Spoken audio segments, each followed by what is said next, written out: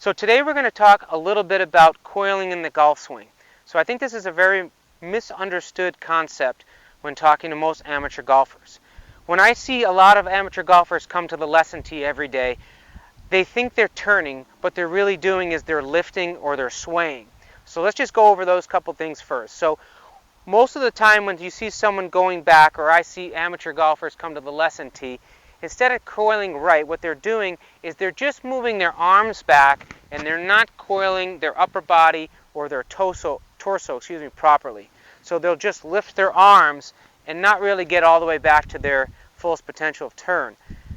The other thing I see them do is when they go back, maybe they're doing a little better up their upper body, but what happens is when they go back, they sway a little bit. So swaying meaning that you have too much lateral motion of the hips going back. So I see a lot of, even sometimes a combo of the two, a lift and a sway. So they go this way. When we talk a lot about the correct coiling motion, let's get in our setup first here. What we want to make sure that we're doing is we're actually allowing our left shoulder to turn under our chin, our right shoulder to turn back away or more closer to the target, and then our right hip is going to turn and raise a little bit. And as we're doing that, we're actually applying some pressure in the ground. So if I did a demonstration just slowly, I would go back and I'd feel as though I'm turning my right shoulder back, my left shoulder under my chin, my right hip's going to go back a little bit, and you can see I'm getting everything to coil and I'm turning as a unit, everything together. So that would be the correct motion, okay? This would be the incorrect motion. So you got those two moves, just a lift and no turn, or a lift and a sway, versus the correct motion. Okay, I'll do that one more time.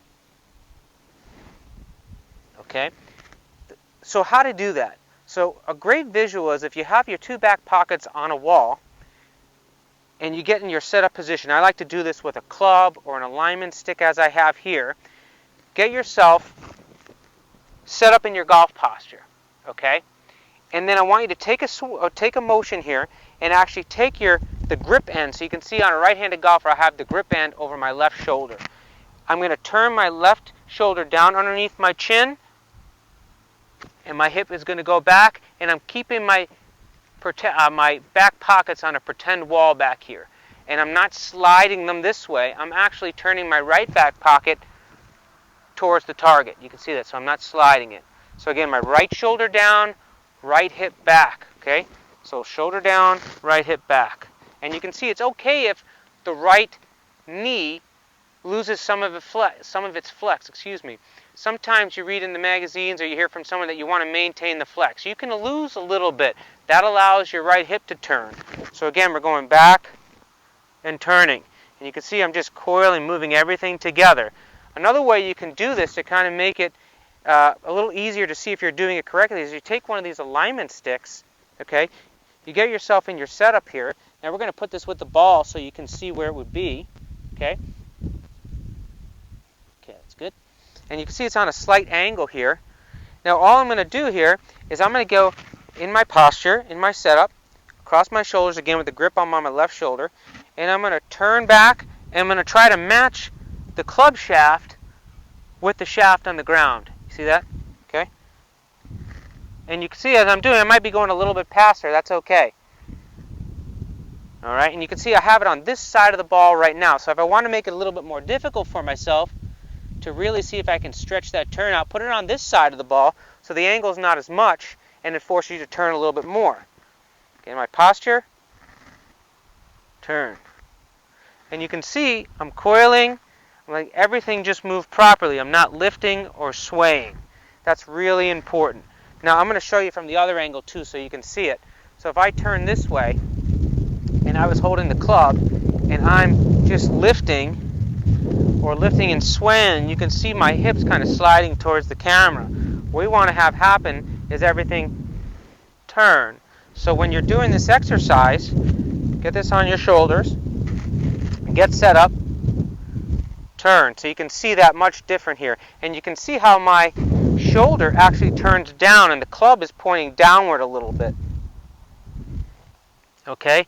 What this allows us to do is you see we start in a certain angle in our spine angle, it allows us to maintain that as best we can. Now, it doesn't have to be perfect. It comes up a little bit, that's okay.